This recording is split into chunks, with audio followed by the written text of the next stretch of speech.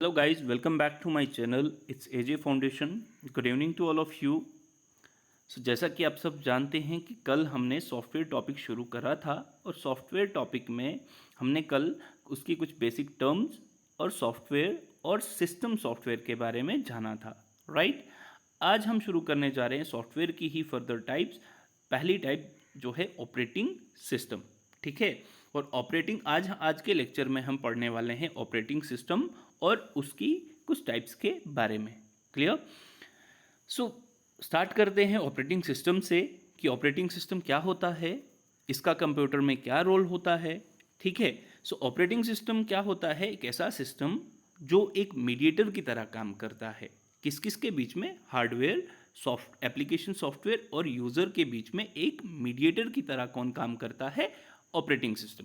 या फिर ये कह लें कि ऑपरेटिंग सिस्टम जो है वो एक इंटरफेस होता है यूज़र और हार्डवेयर के बीच में। क्लियर? ओके। अब नेक्स्ट अगर बात करें नेक्स्ट पॉइंट की, तो ऑपरेटिंग सिस्टम जो है वो कुछ प्रोग्राम्स होते हैं जो कंप्यूटर रिसोर्सेज को कोऑर्डिनेट करते हैं, मतलब उनको एक साथ काम करवाने में हेल्प करते हैं या ऑर्गेनाइज करवाते हैं, ठीक है। और ये एक इंटरफेस प्रोवाइड करवाता है, ऑपरेटिंग सिस्टम एक इंटरफेस प्रोवाइड करवाता है यूजर्स और कंप्यूटर के बीच में और एप्लीकेशंस को रन करवाता है। क्लियर? अब अगर बात करी जाए और ऑपरेटिंग सिस्टम के बारे में कि ये कुछ बेसिक टास्क्स को भी परफॉर्म करता है। वो कौन कौन से बेसिक टास्क? जैसे बात अगर करी जाए कि अगर इनपुट को कीबोर्ड से रिकॉग्नाइज करवाना है तो ऑपरेटिंग सिस्टम हेल्प करता है, या फिर डिस्प्ले स्क्रीन पे आउटपुट को सेंड करना है, या फिर जो भी पेरिफेरल डिवाइसेस होती हैं, जैसे कि बात करें अगर डिस्क ड्राइव्स की और प्रिंटर्स की, तो उनको कंट्रोल करवाने में भी ऑपरेटिंग सिस्टम हेल्प करता है। क्लियर? अब अगर बात करी जाए लार्ज सिस्टम्स की, तो ऑपरेटिंग सिस्टम्स की कुछ ज़्यादा रिस्पॉन्सिबिलिटीज़ या फिर पावर्स जो हैं वो बढ़ जाती हैं, ठीक है। अब ये क्या करता है लार्ज सिस्टम्स में कि ये श्योर करता है कि जो भी प्रोग्राम सेम टाइम पे, अलग अलग प्रोग्राम जो सेम टाइम पे रन कर रहे हैं वो एक दूसरे के साथ इंटरफेयर ना करे। बात समझ आई? और देखिए, एक कंप्यूटर सिस्टम की अगर बात करी जाए तो बगैर ऑपरेटिंग सिस्टम के, विदाउट ऑपरेटिंग सिस्टम कंप्यूटर जो है वो कुछ भी नहीं कर पाता। क्लियर? इसको रिसोर्स मैनेजर भी कहा जाता है, ऑपरेटिंग सिस्टम को रिसोर्स मैनेजर भी कहा जाता है। अब रिसोर्स मैनेजर क्यों कहा जाता है? क्योंकि ये फाइल मैनेजमेंट में भी हेल्प करता है, ठीक है, मेमोरी मैनेजमेंट में भी हेल्प करता है, डिस्क मैनेजमेंट में भी हेल्प करता है, या फिर बात करें अगर सिक्योरिटी मैनेजमेंट में की, तो उसमें भी ऑपरेटिंग सिस्टम हेल्प करता है। क्लियर? अब इसकी एग्जाम्पल्स की बात करें तो एग्जाम्पल जो है विंडोज़ हो गए, एंड्रॉयड हो गया, आईओएस हो गया, मैकिनटॉश हो गया, लाइनक्स हो गया और यूनिक्स हो गया। ये कुछ इसकी एग्जाम्पल्स हैं किसकी? ऑपरेटिंग सिस्टम की। क्लियर? एक इंपॉर्टेंट टर्म आती है ऑपरेटिंग सिस्टम में, वो है कर्नल। सो ये कर्नल क्या होता है? इसको कहा जाता है इनर मोस्ट पार्ट। जो सबसे, देखिए डायग्राम में मैंने बताया हुआ है कि अगर ये एक ऑपरेटिंग सिस्टम है तो उसका सबसे इनर मोस्ट पार्ट जो है उसको क्या बोला जाता है? कर्नल, ठीक है। ये कर्नल क्या होता है? इसको आप न्यूक्लियस कह लें ऑपरेटिंग सिस्टम का, या कोर कह लें, या फिर इनर मोस्ट पार्ट कह लें ऑपरेटिंग सिस्टम का, कह सकते हैं, ठीक है। कर्नल का काम क्या होता है कि ये प्रोग्राम को लोड करता है। कहाँ पे लोड करता है? मैन मेमोरी में, ठीक है। सो कर्नल का काम क्या होता है? ये प्रोग्राम को लोड करता है मैन मेमोरी में, ठीक है। अब अगर बात करी जाए ऑपरेटिंग सिस्टम की, तो ऑपरेटिंग सिस्टम जो है वो सिक्योरिटी के लिए भी रिस्पॉन्सिबल होता है। कहने का मतलब ये कि ये इंश्योर करता है कि कोई भी अनऑथराइज्ड यूज़र अगर एक्सेस कर रहा है सिस्टम को तो वो ना कर पाए, ठीक है। तो ऑपरेटिंग सिस्टम जो है वो सिक्योरिटी के लिए भी रिस्पॉन्सिबल होता है। और ये क्या करता है? ये कंप्यूटर को प्रॉपरली वर्क करवाने में भी हेल्प करता है, ठीक है। अब कुछ पॉपुलर, अगर इसी में हम बात करें कुछ पॉपुलर ऑपरेटिंग सिस्टम्स की, तो वो MS DOS हो गया, विंडोज़ 95 हो गया, 98 हो गया, विंडोज़ XP हो गया, 2000 हो गए, या फिर बात करें विंडोज़ विस्टा की, मैक OS X की बात करें, तो ये सारे कुछ पॉपुलर ऑपरेटिंग सिस्टम्स हैं, ठीक है। अब इसी में कुछ टर्म्स आती हैं। सो सबसे पहली टर्म्स की अगर हम पहली टर्म की बात करें तो वो है बूटिंग, ठीक है। अब बूटिंग क्या होता है, इसको बूटिंग अप भी कहा जाता है। ठीक है, बूटिंग अप भी कहा जाता है। ये बूटिंग अप क्या होता है, एक ऐसा प्रोसेस होता है जो क्या करता है, ऑपरेटिंग सिस्टम को स्टार्ट करता है जब एक यूज़र कंप्यूटर सिस्टम को ऑन करता है। बूटिंग क्या होता है, एक ऐसा बूटस्ट्रैपिंग प्रोसेस होता है जो ऑपरेटिंग सिस्टम को स्टार्ट करता है जब एक यूज़र जो है वो कंप्यूटर सिस्टम को ऑन करता है। क्लियर। नेक्स्ट आता है बूट सीक्वेंस। सो बूट सीक्वेंस क्या होता है, कुछ इनिशियल सेट ऑफ ऑपरेशंस होते हैं जो कंप्यूटर परफॉर्म करता है जब पावर को ऑन किया जाता है, या मतलब जब पावर जो है वो प्रोवाइड करी जाती है कंप्यूटर को, तो जो भी इनिशियल ऑपरेशन रहते हैं, इनिशियल जो सेट ऑफ ऑपरेशंस रहते हैं जो कंप्यूटर परफॉर्म करता है, उनको क्या बोला जाता है, बूट सीक्वेंस। क्लियर। नेक्स्ट अगर बात करी जाए तो बूट लोडर।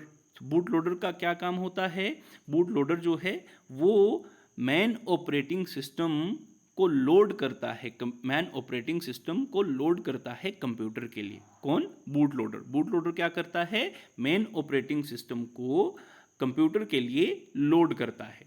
क्लियर। अब इसी में कुछ और टर्म्स आती हैं, जैसे वार्म बूट हो गया, कोल्ड बूट हो गया। तो वार्म बूट क्या होता है, जब आप रीस्टार्ट बटन को प्रेस करते हैं जब कंप्यूटर ऑन होता है। ठीक है, जब आप वार्म बूट क्या होता है, जब आप रीस्टार्ट बटन को प्रेस करते हैं जब कंप्यूटर ऑन होता है। कोल्ड बूट क्या होता है, जब आप पावर स्विच बटन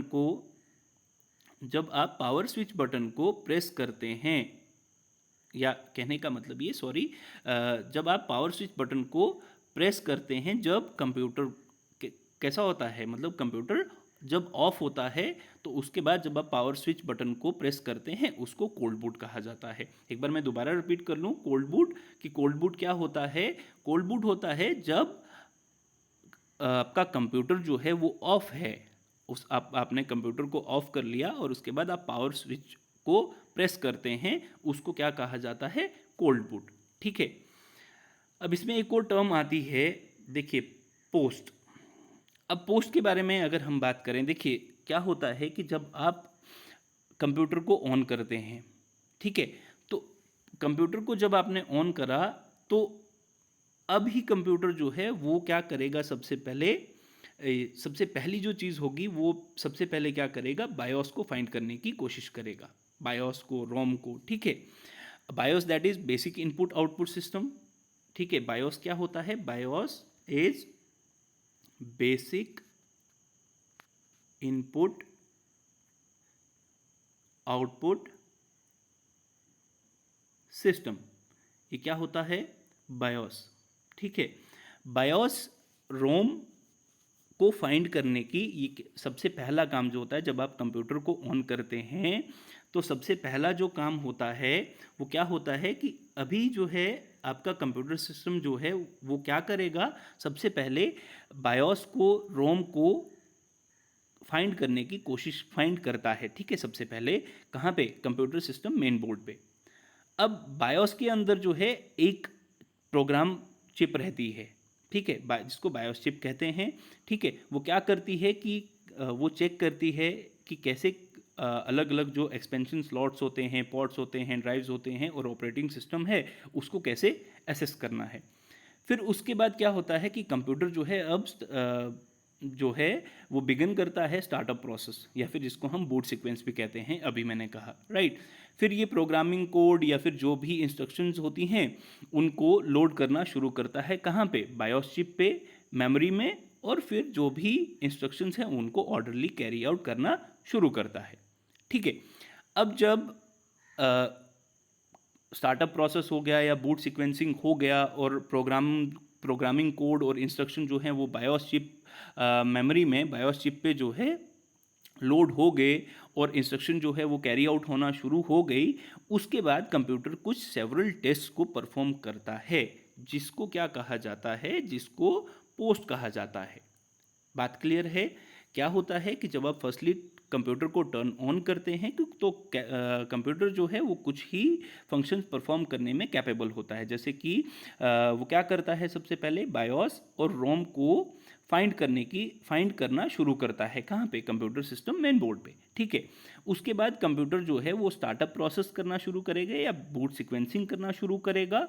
कहने का मतलब कि उसके बाद वो लोड करना शुरू करेगा, बूट लोडर का काम शुरू हो जाएगा कि वो प्रोग्रामिंग कोड और इंस्ट्रक्शंस को मेमोरी में बायोस चिप पे लोड करना शुरू करेगा। फिर उसके बाद जो भी इंस्ट्रक्शंस हैं उनको ऑर्डरली कैरी आउट करना शुरू करेगा। जब ये सारा काम हो गया फिर उसके बाद जो है कंप्यूटर जो है वो कुछ सेवरल टेस्ट को परफॉर्म करना शुरू करेगा, जिसको बोला जाता है पोस्ट। पोस्ट मतलब पावर ऑन सेल्फ टेस्ट। जैसे ही पावर ऑन हो गई तो उसके बाद कुछ सेवरल सेल्फ टेस्ट होते हैं जिनको पोस्ट कहा जाता है। अब ये पोस्ट क्या होता है, ये एक इनबिल्ट डायग्नोस्टिक प्रोग्राम होता है जो चेक करता है हार्डवेयर को। ठीक है, किस लिए चेक करता है, ये इंश्योर करने के लिए कि हर चीज़ वहाँ पे प्रेजेंट है और प्रॉपरली फंक्शनिंग कर रही है। अब पोस्ट क्या क्या चेक करता है, मतलब जब पावर ऑन हो जाती है तो उसके बाद क्या क्या चेक होता है, जैसे कि बस पोर्ट्स जो भी रहते हैं, रैम हो गया, कीबोर्ड हो गया, फ्लॉपी ड्राइव्स होगी, हार्ड ड्राइव्स होगी, ठीक है, तो उनको चेक करना शुरू करता है। जब ये सारा काम कंप्लीट हो गया फिर सीपीयू जो है वो सिग्नल सेंड करना शुरू करेगा सिस्टम बस को, ये श्योर करने के लिए कि ये डिवाइसेस भी जो हैं वो फंक्शनिंग जो है प्रॉपरली कर रही हैं। अगर तो पोस्ट जो है सक्सेसफुली कंप्लीट हो गया फिर जो है कंप्यूटर जो है लोकेट करता है ऑपरेटिंग, फिर उस कंप्यूटर को क्या करना पड़ता है, ऑपरेटिंग सिस्टम को लोकेट करवाना पड़ता है। सो आई होप पोस्ट जो है वो क्लियर हो गया होगा। ठीक है, अब चलते हैं नेक्स्ट ऑपरेटिंग सिस्टम्स की टाइप्स के बारे में बात करते हैं। सो ऑपरेटिंग सिस्टम की टाइप्स के बारे में अगर बात करें तो सबसे पहले आता है रियल टाइम ऑपरेटिंग सिस्टम। देखिए, एक रियल टाइम सिस्टम क्या होता है, अभी operating system real time operating system के नहीं, हम रियल टाइम सिस्टम की बात कर रहे हैं। रियल टाइम सिस्टम एक ऐसा कंप्यूटर सिस्टम होता है जो कैपेबल होता है डेटा को प्रोसेस करने में बहुत क्विकली।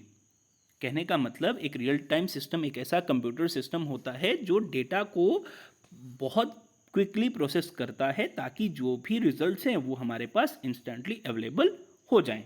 ठीक है, अब बात करें अगर हम एक रियल टाइम ऑपरेटिंग सिस्टम की, तो एक रियल टाइम ऑपरेटिंग सिस्टम क्या होता है, जो क्या करता है, ये गारंटी प्रोवाइड करता है कि जो भी टास्क या जो भी काम वो कर रहा है वो एक स्पेसिफाइड टाइम कॉन्स्टेंट में ख़त्म हो जाए। ठीक है, अगर तो कैलकुलेशन जो है वो परफॉर्म नहीं हुई एक डेजिग्नेटेड टाइम में, अगर जो भी रियल टाइम ऑपरेटिंग सिस्टम में क्या होता है कि जो भी कैलकुलेशन वो परफॉर्म कर रहा है एक ऑब्जेक्ट को बनाने के लिए, तो अगर वो डेजिग्नेटेड टाइम में कंप्लीट नहीं हुई तो जो ऑपरेटिंग सिस्टम है वो क्या किस चीज़ से एंड करेगा, वो वहाँ पे फेलियर शो करेगा। ठीक है, वो टर्मिनेट हो जाएगा एक फेलियर के साथ।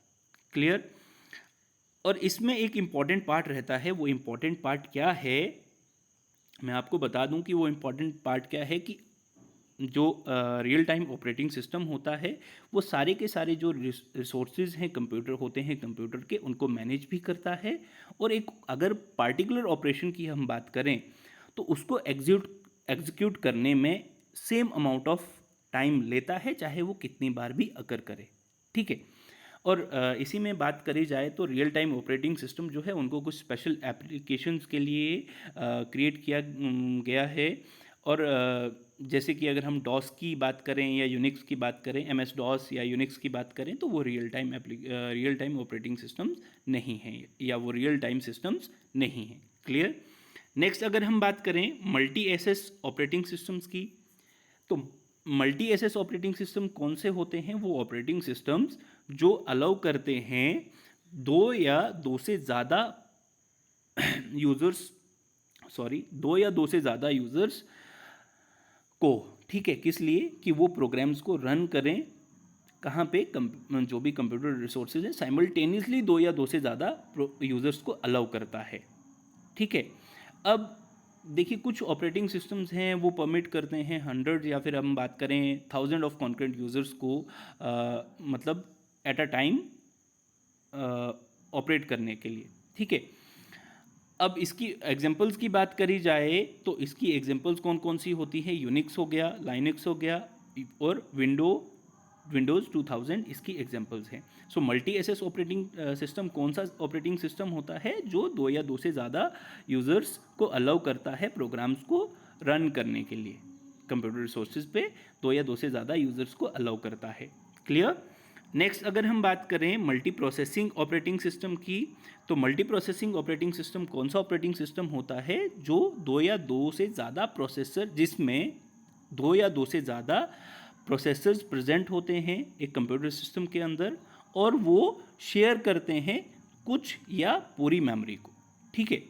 ये नेक्स्ट पॉइंट की अगर हम बात करें इसी में, तो ये क्या करता है, एक प्रोग्राम को रन करने में सपोर्ट करता है। कहाँ पे? एक या एक से ज़्यादा सीपीयूज़ में। ठीक है। क्या करता है, ये प्रोग्राम को रन करने में सपोर्ट करता है एक से ज़्यादा सीपीयूज़ के अंदर।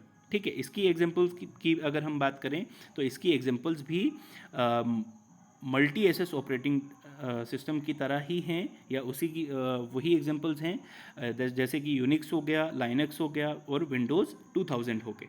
ठीक।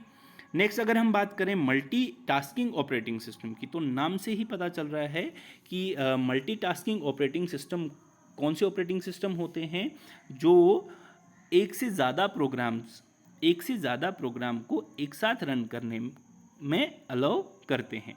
ठीक है। ये एक ऐसा ऑपरेटिंग सिस्टम होता है जो मल्टीपल सॉफ्टवेयर प्रोसेस जो होते हैं उनको अलाउ करता है कि वो रन करें एक टाइम पे, सेम टाइम पे। ठीक है। अगर इसकी एग्जांपल्स की बात करें तो यूनिक्स और विंडोज़ 2000 जो है इसकी एग्जांपल्स हैं। क्लियर। नेक्स्ट अगर हम बात करें टाइम शेयरिंग ऑपरेटिंग सिस्टम की, तो टाइम शेयरिंग ऑपरेटिंग सिस्टम क्या होता है, एक ऐसा ऑपरेटिंग सिस्टम जिसमें प्रोसेसर टाइम जो है उसको छोटे छोटे यूनिट्स में डिवाइड किया जाता है जिनको टाइम स्लाइसिस कहा जाता है। और इसमें अगर और बात करें टाइम शेयरिंग ऑपरेटिंग सिस्टम की, तो जो टाइम है वो टर्न वाइज शेयर करा जाता है यूज़र्स के बीच में, ताकि मल्टी एसेस प्रोवाइड की जा सके। क्लियर। नेक्स्ट अगर हम बात करें मल्टी प्रोग्रामिंग ऑपरेटिंग सिस्टम की, तो मल्टी प्रोग्रामिंग ऑपरेटिंग सिस्टम क्या होता है, देखिए मल्टी प्रोग्रामिंग ऑपरेटिंग सिस्टम में क्या होता है कि एक से ज़्यादा प्रोग्राम जो हैं वो मेन स्टोरेज के अंदर रिजाइड करते हैं। एक से ज़्यादा प्रोग्राम जो हैं वो रिजाइड करते हैं कहाँ पे, मेन स्टोरेज में। और जब प्रोसेसिंग की ज़रूरत पड़ती है सेम टाइम पे, अगर उनकी प्रोसेसिंग होनी है तो फिर उनको प्रोवाइड किया जाता है कहाँ से, वहीं से, मेन स्टोरेज से। ठीक है। नेक्स्ट आता है आपके पास बैच प्रोसेसिंग ऑपरेटिंग सिस्टम। अब इसमें क्या होता है, बैच प्रोसेसिंग ऑपरेटिंग सिस्टम जो है इसमें अगर आपको कोई भी वर्क करना है तो वो तब तक नहीं होगा जब तक फुल इनपुट जो है वो ऑपरेटिंग सिस्टम को नहीं प्रोवाइड किया जाएगा। ठीक है। अब इसमें कुछ और बात करें अगर, तो जो भी जॉब्स हैं, जो भी जॉब परफॉर्म करनी है उनको एंटर और स्टोर करवाया जाता है एक डिस्क में। ठीक है। एक डिस्क में उनको स्टोर भी करवाया जाता है और वहीं पे एंटर भी करवाया जाता है बैच क्यू के अंदर। ठीक है। और वो जो भी जॉब्स होती हैं उनको रन भी एक साथ करवाया जाता है, किसके कंट्रोल में, ऑपरेटिंग सिस्टम के ही कंट्रोल में। एक बार दोबारा से सुन लीजिएगा, इस ऑपरेटिंग सिस्टम में जो जॉब्स होती हैं वो तब तक नहीं प्रोसेस करी जाती जब तक फुल इनपुट जो है वो प्रोवाइड ना करवाया जाए। ठीक है। और जो जॉब्स होती हैं उनको एंटर या फिर स्टोर करवाया जाता है एक डिस्क में, बैच क्यू के अंदर, और एक साथ रन करवाया जाता है किसके कंट्रोल में, ऑपरेटिंग सिस्टम के कंट्रोल में। और जो जॉब है जो परफॉर्म करनी है वो बैच क्यू के अंदर मिनट्स या फिर आवर्स के लिए वेट उनको करवाया जाता है। वो डिपेंड करता है वर्कलोड पे। अगर वर्कलोड ज़्यादा है तो टाइम ज़्यादा लगेगा, अगर वर्कलोड कम है तो ऑब्वियसली टाइम जो है वो भी कम लगेगा। ठीक है। नेक्स्ट अगर बात करी जाए सिंगल टास्किंग ऑपरेटिंग सिस्टम की, सो सिंगल टास्किंग ऑपरेटिंग सिस्टम नाम से ही पता चल रहा है कि एक सिंगल यूज़र जो है वो at a time single task को इस ऑपरेटिंग सिस्टम में एक सिंगल यूज़र जो है वो एक सिंगल टास्क को एट अ टाइम परफॉर्म कर सकता है। कहने का मतलब एक यूज़र जो है वो इफेक्टिवली एक ही चीज़ एट अ टाइम कर सकता है। इसकी एग्जांपल क्या है, इसकी एग्जांपल हम कंप्यूटर्स में पढ़ चुके हैं, पाम टॉप कंप्यूटर, इसके लिए जो भी मॉडर्न सिंगल यूज़र या सिंगल टास्क ऑपरेटिंग सिस्टम है उनकी बेस्ट एग्जांपल जो है वो पाम टॉप कंप्यूटर्स होती है। ठीक है, अब नेक्स्ट अगर हम बात करें इसी में single user multitasking operating system की, तो single user multitasking operating system क्या होता है? एक ऐसा ऑपरेटिंग सिस्टम, ठीक है, नाम से ही क्लियर हो रहा है कि single user multitasking operating system क्या होता है कि एक सिंगल यूज़र जो है वो at a time multiple task को परफॉर्म कर सकता है। ठीक है, और बात करी जाए अगर इसमें कुछ और, तो एक ऐसा टाइप होता है ऑपरेटिंग सिस्टम का आज के टाइम पे जिसको ज़्यादातर लोग जो हैं अपने लैपटॉप्स और कंप्यूटर्स पे यूज़ करते हैं। ठीक है, आज के टाइम पे अगर हम बात करें तो ज़्यादातर लोग जो हैं वो इस ऑपरेटिंग सिस्टम का यूज़ कहाँ पे करते हैं? अपने डेस्कटॉप पे या फिर लैपटॉप कंप्यूटर्स पे। ठीक है, इसकी एग्जांपल्स की बात करी जाए तो माइक्रोसॉफ्ट विंडोज़ या फिर माइक्रोसॉफ्ट का विंडोज़ या फिर एप्पल का मैक, ठीक है, इसकी एग्जांपल्स होती हैं। ठीक है, कहने का मतलब single user multitasking operating system जो है इसमें एक सिंगल यूज़र जो है वो मल्टीपल टास्क को सेम टाइम पे परफॉर्म कर सकता है। Clear, sorry.